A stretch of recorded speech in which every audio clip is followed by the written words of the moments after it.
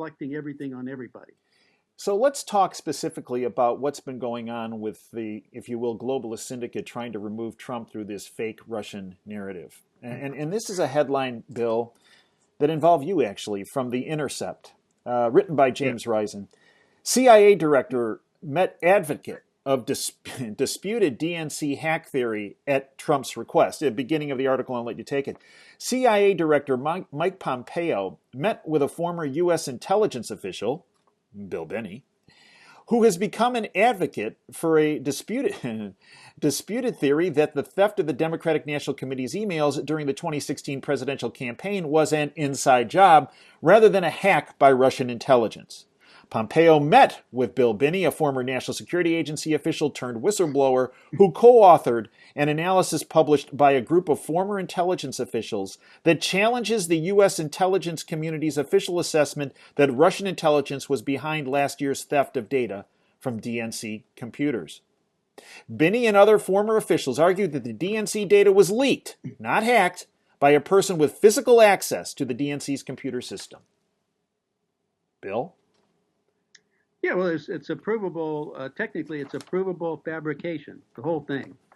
First of all, the thing that made it I became very suspicious of it in April or August of 2016 when they first started talking about it, simply because the way the intelligence community was addressing it. I mean, they were saying they had high confidence. That was telling me they had zero evidence. They were just guessing.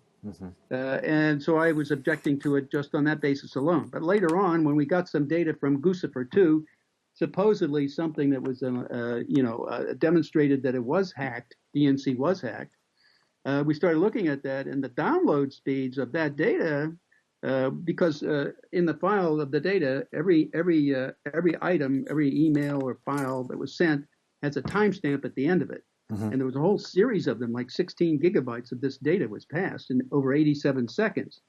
So you could timestamp it all and figure out the transfer rate. So that would have to be the transfer rate you're sending across the World Wide Web if it's a hack from overseas in Europe somewhere. So that speed turned out to be 49.1 gigabytes or megabytes per second. Now, the best and we tried this, we tested it. We had some hackers in Europe who were friends of mine who agreed to work with us. And we had a fellow over here who set up a database, and we tried to transfer that data to different points around in Europe to find out what was the highest rate we could get. And what'd you get? The best we could do was from between data centers in New Jersey and the UK was the best we could do, and that was only 12 megabytes 12, per second, which is four times slower. Yeah, it's 1/4 the capacity, so it couldn't go across the net. That's the point. The other point was, technically, this proves it to be a fabrication. There were two releases of the Guccifer 2 data, one on the 5th of July, 2016, and one on the 1st dated one on the 1st of September. But if you looked at those two data sets and ignored the date and the hour, and only looked at seconds or minutes, seconds, and milliseconds, those two data files merge like a deck of cards being shuffled. So in other words, it says it's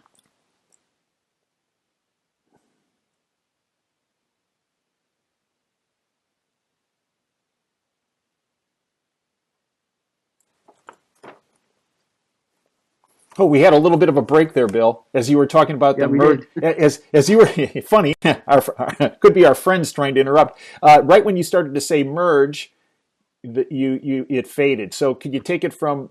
Okay, those two data sets basically you could take like a deck of cards and shuffle them together. They merge into one data set. Got it. Is what I'm saying. Now, just the random probability is infinite. It's so infinitesimal that could even happen, right, without being really a fabrication. So this guy played with the data, and then he said it was a hack when in fact it couldn't be because the network wouldn't handle it. Right. And the fact that it merges says he's messing with the data, he's messing with us. It's a fabrication. Bill, do you believe it's a possibility that Seth Rich was the person on the inside that downloaded this information, funneled it over to Julian Assange? And that's what really happened as opposed to a Russian, quote, hack? Well, according to an illicitly recorded phone conversation with Cy Hirsch, Seth, in fact, according to the FBI, an internal report inside the FBI, because they have Seth Rich's computer. They looked at it and they said there were contacts there between him and WikiLeaks, and transfer of data to WikiLeaks and request for money for the rest of the data. That's what in this phone conversation was said. Now, if that's true, certainly he would be the